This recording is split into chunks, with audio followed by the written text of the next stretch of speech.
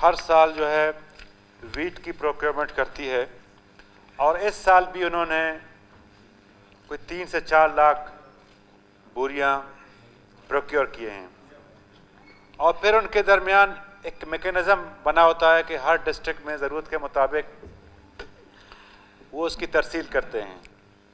जनाब speaker, district केच सूबे बलूचिस्तान का दूसरे बड़ा शहर है, लेकिन उनके हिस्से में जो कोटा है वो कोई 2000 बोरियां हैं।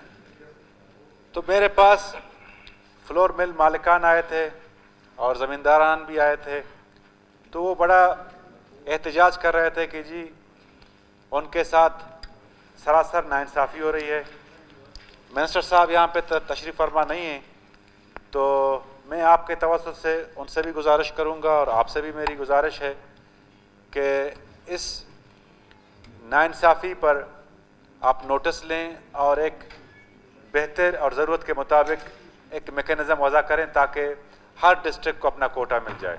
शुक्रिया।